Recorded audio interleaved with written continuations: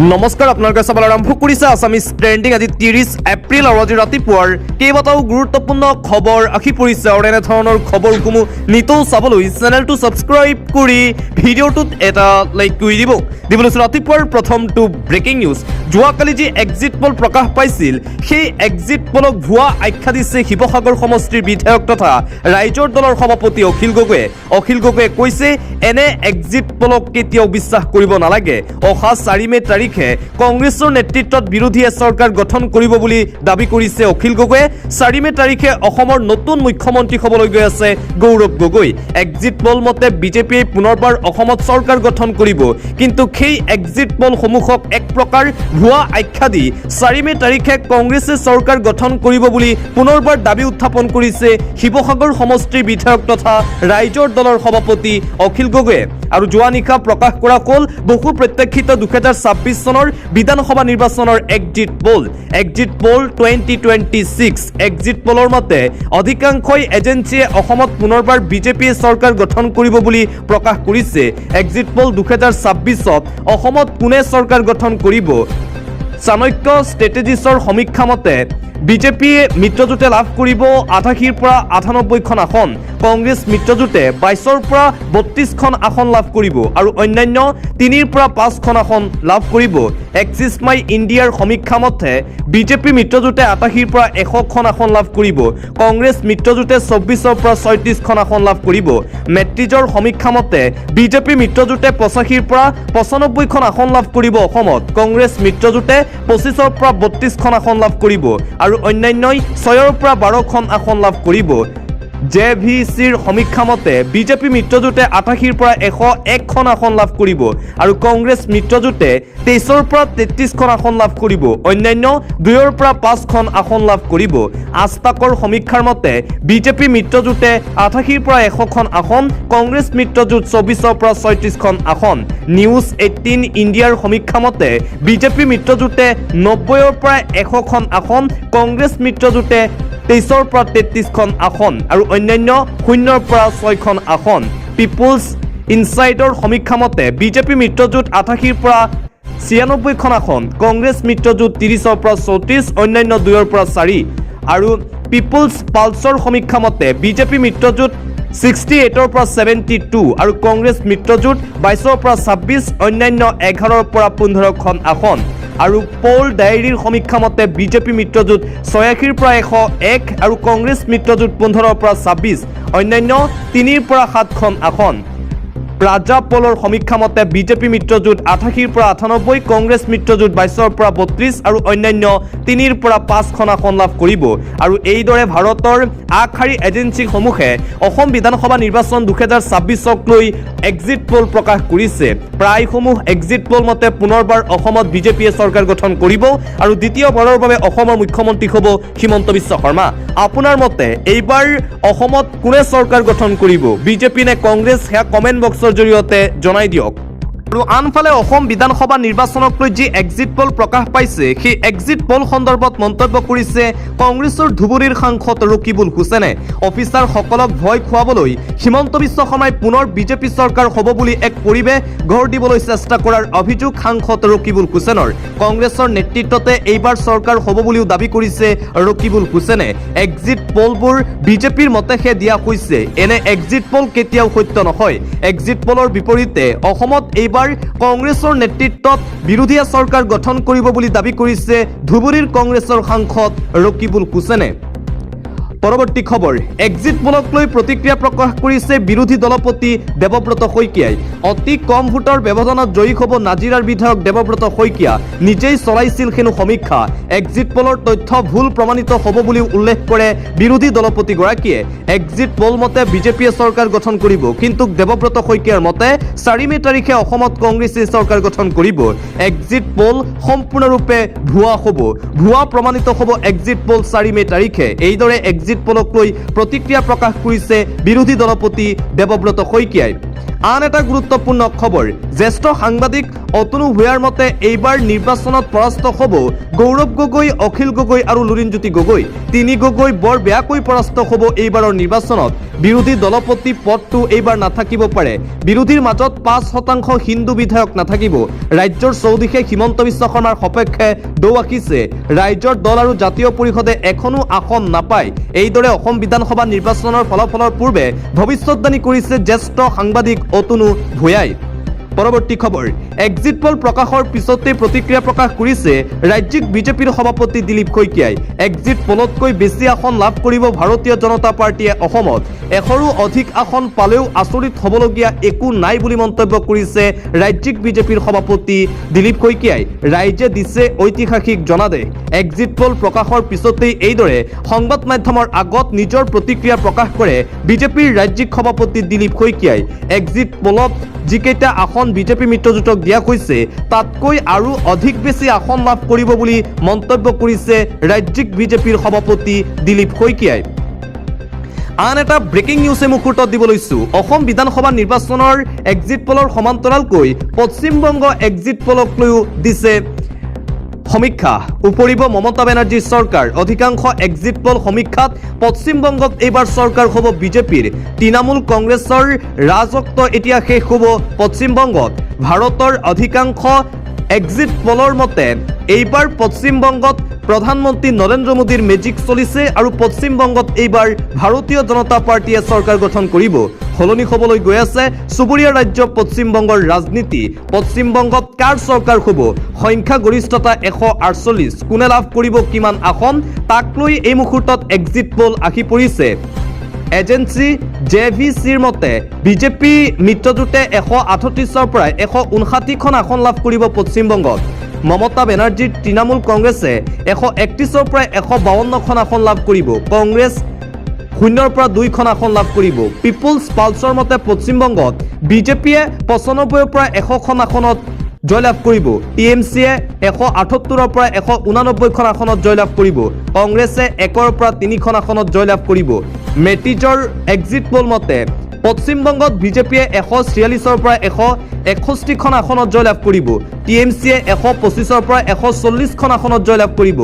চাণক্য ষ্ট্ৰেটেজিৰ সমীক্ষাৰ মতে 150ৰ পৰা 160খন আসনত জয়লাভ কৰিব ভাৰতীয় জনতা পাৰ্টি। তাৰ বিপৰীতে TMC 130ৰ পৰা 140। পি মাৰ্ক পলৰ মতে 150ৰ পৰা 175খন আসন লাভ কৰিব বিজেপি। 118ৰ পৰা 138খন আসন লাভ কৰিব তৃণমূল কংগ্ৰেছে। আৰু পশ্চিমবংগৰ বিধানসভা নিৰ্বাচনক লৈ এইদৰে এক্সিট পল প্ৰকাশ কৰা হৈছে। এক্সিট পলত বিজেপিয়ে পশ্চিমবংগত চৰকাৰ গঠন কৰিব বুলি দাবী উত্থাপন কৰা হৈছে। অন্য এটা খবৰ, গৌৰৱ গগৈৰ নেতৃত্বত কংগ্ৰেছে একক সংখ্যাগৰিষ্ঠতা লাভ কৰিব। এইবাৰ কংগ্ৰেছ আৰু আমাৰ মিত্ৰজোঁটে চৰকাৰ গঠন কৰিমেই। পূৰ্বেও কেতিয়াবা এক্সিট পল সত্য হোৱা নাই। কিছুমান এক্সিট পল শাসক পক্ষই মেনেজ কৰে। আজি গধূলি গম পাব শাসক পক্ষই মেনেজ কৰা এক্সিট পল হয় নে নহয় নিৰপেক্ষ এক্সিট পল হয়। এক্সিট পল সন্দৰ্ভত এইদৰে মন্তব্য কৰিছে জ্যেষ্ঠ কংগ্ৰেছ নেতা ৰিপুণ বৰা। ৰিপুণ বৰাই কৈছে, মই এইবাৰ ব্যাপক ভোটৰ ব্যৱধানত জয়ী হ'ম। এক্সিট পল প্ৰকাশৰ পিছতেই এইদৰে প্ৰতিক্ৰিয়া প্ৰকাশ কৰিছে কংগ্ৰেছৰ জ্যেষ্ঠ নেতা ৰিপুণ বৰাই। লগতে বিজেপি আৰু AJPৰ গাদ্দাৰৰ সন্দৰ্ভত মন্তব্য কৰিছে ৰিপুণ বৰাই। বিজেপিৰ চিপ্ৰাং ৰাজনীতিয়ে সহায় কৰিব নেকি কংগ্ৰেছক? বিজেপিত থকা গাদ্দাৰে কেনেদৰে সহায় কৰিব বিৰোধী মিত্ৰজোঁটক তাকো বিশ্লেষণ কৰিছে ৰিপুণ বৰাই। কংগ্ৰেছত নাই কোনো চিপ্ৰাং ৰাজনীতি। গাদ্দাৰ কৰা নেতা কৰ্মী এইবোৰ এতিয়াই হৈ আছে বিজেপি আৰু অসম গণ পৰিষদত। এইদৰে অগপ আৰু বিজেপিত চলি থকা গাদ্দাৰৰ প্ৰসংগক লৈ আজি প্ৰতিক্ৰিয়া প্ৰকাশ কৰে কংগ্ৰেছৰ জ্যেষ্ঠ নেতা ৰিপুণ বৰাই। পৰৱৰ্তী খবৰ, এবাৰ এক্সিট পল প্ৰকাশ পাইছে তামিলনাডুক লৈ। তামিলনাডুত এইবাৰ কোনে চৰকাৰ গঠন কৰিব? এক্সিট পল প্ৰকাশ। এক্সিছ মাই ইণ্ডিয়াৰ মতে DMK প্লাছ INCয়ে 92ৰ পৰা 110খন আসন, NDA 22ৰ পৰা 32, TVK 98ৰ পৰা 120। মেট্ৰিজৰ সমীক্ষা মতে 122ৰ পৰা 132 DMK, NDA 87ৰ পৰা 100, TVK 10ৰ পৰা 12, আদাৰ্ছ 0ৰ পৰা 6। পি মাৰ্ক পলৰ মতে 125ৰ পৰা 145 DMK, NDA 65ৰ পৰা 85। পিপুলছ পালছৰ মতে 125ৰ পৰা 145 DMK, NDA 65ৰ পৰা 80, TVK 18ৰ পৰা 24, JVC DMK 75ৰ পৰা 95 আৰু NDA 128ৰ পৰা 147, TVK 8ৰ পৰা 15, কামাখ্যা এনালাইটিক্স 78ৰ পৰা 95, DMK NDA 68ৰ পৰা 84, TVK 67ৰ পৰা 81খন আসন লাভ কৰিব। তামিলনাডু নিৰ্বাচনক লৈ এইদৰে এক্সিট পোল প্ৰকাশ কৰা হৈছে। আৰু আনফালে পুডুচেৰী বিধানসভা নিৰ্বাচনক লৈ এক্সিট পোল প্ৰকাশ কৰা হৈছে।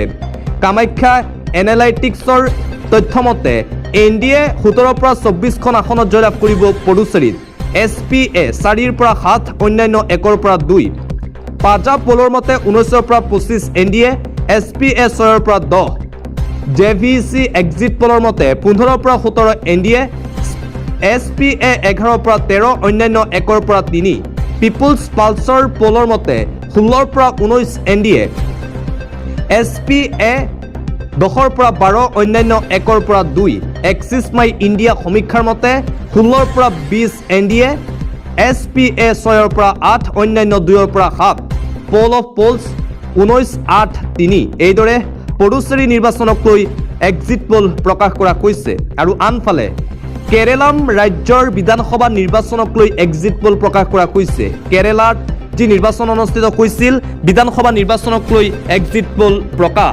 মেটিজৰ মতে এইবাৰ কেৰেলাত LDFে 60ৰ পৰা 65খন আসন লাভ কৰিব, UDFে 75ৰ পৰা 85খন আসন লাভ কৰিব আৰু অন্যান্য 3ৰ পৰা 5খন আসন লাভ কৰিব। আৰু এইদৰে অসম, পশ্চিমবংগ, তামিলনাডু, পুডুচেৰী বিধানসভা নিৰ্বাচনক লৈ যোৱাকালি ঘোষণা কৰা হ'ল এই এক্সিট পোলসমূহ। এক্সিট পোলৰ মতে এইবাৰ অসমত আৰু পশ্চিমবংগত, পুডুচেৰীত বিজেপিয়ে চৰকাৰ গঠন কৰিব বুলি তথ্য প্ৰকাশ পাইছে। দিবলৈ চোৱা আন এটা ব্ৰেকিং নিউজ, পুনৰ হ'ব ভোট গ্ৰহণ, EVM জালিয়াতিৰ বাবে বৃহৎ সিদ্ধান্ত নিৰ্বাচন আয়োগৰ। এটা গুৰুত্বপূৰ্ণ খবৰ এই মুহূৰ্তত আহি পৰিছে, পুনৰ অনুষ্ঠিত হ'ব ভোট গ্ৰহণ। বংগ নিৰ্বাচন সন্দৰ্ভত নিৰ্বাচনী আয়োগৰ এই বৃহৎ সিদ্ধান্ত। বহু ভোট কেন্দ্ৰত EVMত বিজেপিৰ চিহ্ন ডাকি দিয়াৰ অভিযোগ, বিজেপিৰ চিহ্নৰ ওপৰত লগাই দিয়া হ'ল টেপ। দ্বিতীয় পৰ্যায়ৰ নিৰ্বাচনৰ যোৱাকালি চলিছিল ভোট গ্ৰহণ। তৃণমূল কৰ্মীয়ে ভয়ংকৰ জালিয়াতি কৰাৰ অভিযোগ উত্থাপন কৰিছিল বিজেপিয়ে। মমতাৰ ভতিজা অভিষেক বেনাৰ্জীৰ দুৰ্গত জালিয়াতি, দীৰ্ঘ সময় টেপেৰে ডাকি ৰখা হ'ল বিজেপিৰ বুটাম। পুনৰ ভোট গ্ৰহণৰ দাবী উত্থাপন কৰিছিল ভাৰতীয় জনতা পাৰ্টীয়ে। বংগ নিৰ্বাচনৰ কেইবাটাও প্ৰান্তত এনে বিক্ষিপ্ত ঘটনা দেখিবলৈ পোৱা গৈছে। বিজেপি TMC কৰ্মীৰ মাজত প্ৰচণ্ড মাৰপিটৰ ঘটনাও সংঘটিত হৈছিল। অন্য এটা খবৰ, বিজেপি প্ৰাৰ্থী শুভেন্দু অধিকাৰীক ঘেৰিলে গুণ্ডা বাহিনীয়ে, ফোনযোগে শুভেন্দুক সহায় ভিক্ষা। আৰু পশ্চিমবংগত যোৱাকালি কেইবাটাও প্ৰান্তত ভয়ংকৰ নিৰ্বাচন কেন্দ্ৰিক হিংসাত্মক ঘটনা, বিজেপি প্ৰাৰ্থীক ঘেৰিলে এইবাৰ গুণ্ডা বাহিনীয়ে। 217 নম্বৰ বুথত গুণ্ডা বাহিনীৰ এই ভয়ংকৰ আক্ৰমণ। মমতাৰ গুণ্ডাসকল ভোটাৰ নহয়, তেওঁলোক সকলো বাহিৰৰ মানুহ। ফোনযোগে শুভেন্দ্ৰৰ সহায় ভিক্ষা, শীঘ্ৰেই CRPF পঠিয়ক, চাৰিওফালে বিশৃংখলতা। ভৱানীপুৰ আৰু নন্দীগ্ৰামৰ ভোট কেন্দ্ৰত এই হাহাকাৰ অৱস্থাৰ সৃষ্টি হয়। বিজেপি প্ৰাৰ্থীক ঘেৰি মাৰপিট কৰাৰো গুৰুতৰ অভিযোগ। তৃণমূল কংগ্ৰেছ আৰু বিজেপিৰ মাজত যোৱাকালিৰ দিনটোত পশ্চিমবংগৰ বিভিন্ন প্ৰান্তত দেখিবলৈ পোৱা গৈছে এনে হিংসাত্মক ঘটনা। মাৰপিটৰ ঘটনা যোৱাকালিৰ দিনটোত সংঘটিত হয় পশ্চিমবংগত। দিবলৈ চোৱা আন এটা অতিকৈ গুৰুত্বপূৰ্ণ খবৰ, এটা ব্ৰেকিং নিউজ। নিৰ্বাচনৰ ফলাফল 4 মে তাৰিখে। 4 মে তাৰিখে নিৰ্বাচনৰ ফলাফল ঘোষণা কৰাৰ পিছতেই ৰাজ্যত চলিব বৃহৎ উচ্ছেদ অভিযান। নিৰ্বাচনী ফলাফলৰ পাছতেই চৰকাৰে ল'ব বৃহৎ পদক্ষেপ। বৃহৎ পৰিকল্পনা ৰচনা কৰিছে হিমন্ত বিশ্ব শৰ্মাৰ চৰকাৰে। ফলাফলৰ পাছতেই ৰাজ্যত চলিব ধাৰাবাহিক উচ্ছেদ অভিযান। 6 দিনৰ পাছতেই নটিচ লৈ সাজু হ'ব প্ৰশাসন। বাৰ্ষিকা কালত এইবাৰ হাজাৰ হাজাৰ লোকক কৰা হ'ব উচ্ছেদ। উচ্ছেদ প্ৰসংগৰ সৈতে সম্পৰ্ক নাই মুছলমান লোকৰ। বিজেপিৰ ইস্তাহাৰতেই আছে উচ্ছেদৰ প্ৰসংগ, গতিকে উচ্ছেদ অভিযান চলিবই। বিজেপিক ভোট দিলেও হাৰি নাযাব বেদখলকাৰীসকল। বনাঞ্চল এৰি যাওক, নহ'লে বিপদ নিশ্চিত বেদখলকাৰীসকলৰ। 4 তাৰিখে ৰিজাল্ট, 5 তাৰিখৰ পৰাই চলিব বুলডজাৰ। ভোট গণনা শেষ হোৱাৰ লগে লগেই সমগ্ৰ অসমতে আৰম্ভ হ'ব বেদখলকাৰীৰ বিৰুদ্ধে উচ্ছেদ। বাংলাদেশ ত্ৰিপুৰাৰ লোকে মাটি দখল কৰিলে মানি লোৱা নহ'ব। চৰকাৰী মাটিত অবৈধভাৱে থকা ৰবৰ বাগানতো হ'ব উচ্ছেদ। নিৰ্বাচনৰ ফলাফল ঘোষণা কৰাৰ পিছতেই অসমত চলিব এই বৃহৎ উচ্ছেদ অভিযান ঘোষণা কৰিছে হিমন্ত বিশ্ব শৰ্মাই। পৰৱৰ্তী খবৰ, সিদ্ধাৰ্থৰ কোটি কোটি টকাৰ বেংক একাউণ্ট জব্দ। সমুদায় ধন আহিব পাৰে জুবিনৰ পৰিয়াললৈ। জুবিন ন্যায়ক লৈ এটা ডাঙৰ আপডেট। জুবিন গাৰ্গক ন্যায়ক লৈ ফাষ্টেগ আদালতৰ পৰা আহিছে এটা ডাঙৰ খবৰ। মেনেজাৰ সিদ্ধাৰ্থ মালিকাধীন মহাবীৰ একুৱা জব্দৰ নিৰ্দেশ। সিদ্ধাৰ্থৰ 6টা বেংক একাউণ্টটো জব্দ কৰাৰ নিৰ্দেশ ফাষ্টেগ আদালতৰ। 6টা বেংক একাউণ্টত আছে কোটি কোটি টকাৰ ধন। ডাঙৰ মন্তব্য জুবিন গাৰ্গৰ চৰকাৰী অধিবক্তা জিয়াউৰ কামাৰৰ। এই ধন সিদ্ধাৰ্থৰ নিজৰ বুলি আদালতত প্ৰমাণৰ সম্ভাৱনা কম। ধনৰ উৎস প্ৰমাণ কৰিব নোৱাৰিলে ধন হস্তান্তৰ হ'ব জুবিনৰ পৰিয়াললৈ। জুবিনৰ আত্মীয় বা ট্ৰাষ্টলৈ হস্তান্তৰ হ'ব ধন। জুবিন গাৰ্গৰ ন্যায়ক লৈ ফাষ্টেগ আদালতৰ পৰা আহিছে এই ডাঙৰ খবৰ। জুবিন গাৰ্গৰ ন্যায় প্ৰক্ৰিয়া যিহেতু ফাষ্টেগ আদালতত চলি আছে, নিতৌ অনুষ্ঠিত হৈছে শুনানি। আৰু মহাবীৰ একুৱা যি কোম্পানী আছিল সিদ্ধাৰ্থ শৰ্মাৰ, সেই কোম্পানী কিন্তু কিছুদিন পূৰ্বে মুকলি কৰি দিছিল। কিন্তু যোৱাকালিৰ দিনটোত ফাষ্টেগ আদালতৰ পুনৰবাৰ কঠোৰ সিদ্ধান্ত। সিদ্ধাৰ্থ শৰ্মাৰ এই কোম্পানীটো পুনৰবাৰ জব্দ কৰাৰ নিৰ্দেশনা দিয়া হৈছে। লগতে সিদ্ধাৰ্থ শৰ্মাৰ 6টা বেংক একাউণ্টত কোটি কোটি টকা থকাৰ তথ্য লাভ কৰিছে আদালতে। এই ধন যদি সিদ্ধাৰ্থ শৰ্মাই নিজৰ বুলি প্ৰমাণ কৰিব নোৱাৰে তেন্তে এই ধন যাব জুবিন গাৰ্গৰ পৰিয়াললৈ। অন্য এটা খবৰ, চোৰে হিন্দী খান্দিলে চিপ্ৰাং ব্যৱহাৰ কৰে। এটা ৰাজনৈতিক দলত থাকি আন এটা ৰাজনৈতিক দলৰ কাম কৰাটোৱেই ৰাজনৈতিক চিপ্ৰাং।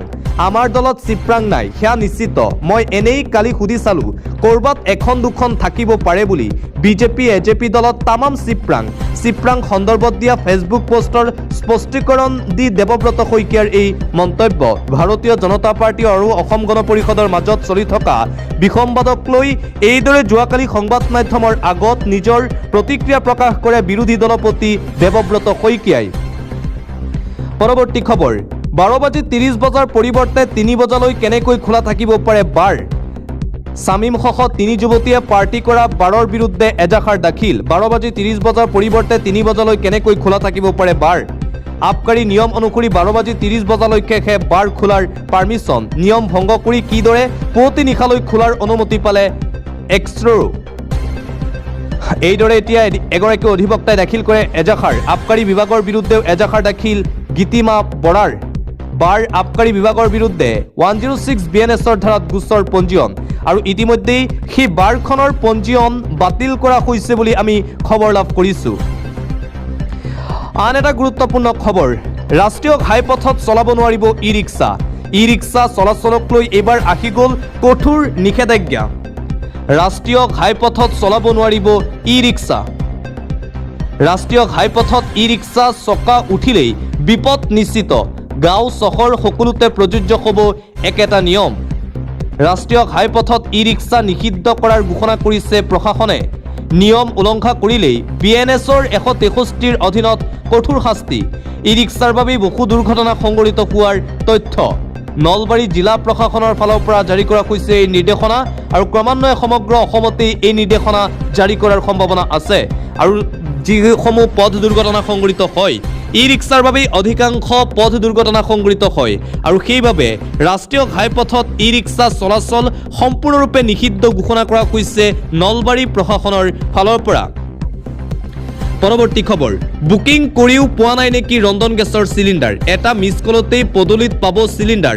মুকলি কৰা হৈছে নতুন নম্বৰ। ৰন্ধন গেছ নোপোৱা লাখ লাখ গ্ৰাহকৰ বাবে এটা জৰুৰী খবৰ। বাৰে বাৰে বুকিং কৰিও আপুনি বাৰু পোৱা নাই নেকি ৰন্ধন গেছ। পূৰ্বৰ দৰে এতিয়া লগে লগে নাহে ডেলিভাৰী মেছেজ। বুকিং কৰাৰ বাবে মুকলি কৰা হৈছে নতুন নম্বৰ। এই নতুন নম্বৰত আপুনি বুকিং কৰক। বুকিং নিশ্চিত হোৱাৰ পিছতেই আপোনালৈ আহিব কনফাৰ্ম মেছেজ। ইয়াৰ পিছতেই এজেন্সিৰ পৰা ডেলিভাৰী দিয়াৰ বাবে আহিব দুয়োটা মেছেজ আপোনালৈ। সিলিন্ডাৰ পোৱাৰ পিছতহে আপুনি শ্বেয়াৰ কৰিব DSC নাম্বাৰ। এই মেছেজ অহাৰ পিছতো যদি আপুনি সিলিন্ডাৰ নাপায় তেন্তে আপুনি অভিযোগ দিব পাৰিব। বুকিং কৰাৰ বাবে মুকলি কৰা হৈছে দুটাকৈ ফোন নম্বৰ। এই দুটাকৈ নম্বৰ আপুনি মনত ৰাখক 8927225667 8391990070 এই দুটাকৈ নম্বৰ মুকলি কৰা হৈছে বুকিঙৰ বাবে। IOCLৰ তৰফৰ পৰা মুকলি কৰা হৈছে এই দুটাকৈ নম্বৰ। মাত্ৰ এটা মিছ কলতেই বুক হ'ব আপোনাৰ গেছ চিলিণ্ডাৰ বুকিঙক লৈ এই নতুন নিৰ্দেশনা জাৰি কৰা হৈছে। অন্য এটা খবৰ, সমগ্ৰ দেশতে এতিয়া গ্ৰীষ্ম প্ৰবাহ। ভাগ্য ভাল আমি অসম উত্তৰ পূবত আছো। সমগ্ৰ ভাৰততে এতিয়া গৰমক লৈ এলাৰ্ট জাৰি কৰা হৈছে।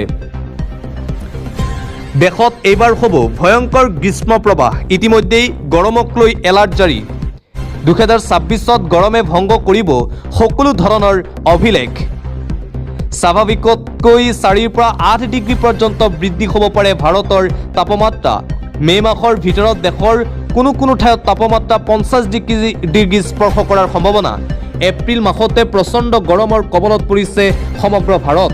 মহাৰাষ্ট্ৰত 46 ডিগ্ৰী পৰ্যন্ত বৃদ্ধি হৈছে তাপমাত্ৰা। মহাৰাষ্ট্ৰৰ কেইবাখনো জিলাত 44ৰ পৰা 46 ডিগ্ৰী পৰ্যন্ত বৃদ্ধি পাইছে তাপমাত্ৰা।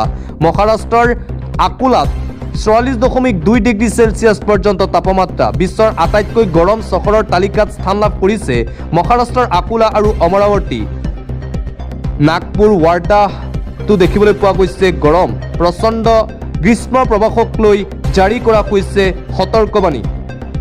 আগন্তুক দিনত অধিক ভয়ংকৰ হ'ব পাৰে গৰমৰ প্ৰকোপ। অৱশ্যে ইয়াৰ মাজতেই ভাগ্যৱান হৈছে উত্তৰ পূববাসী।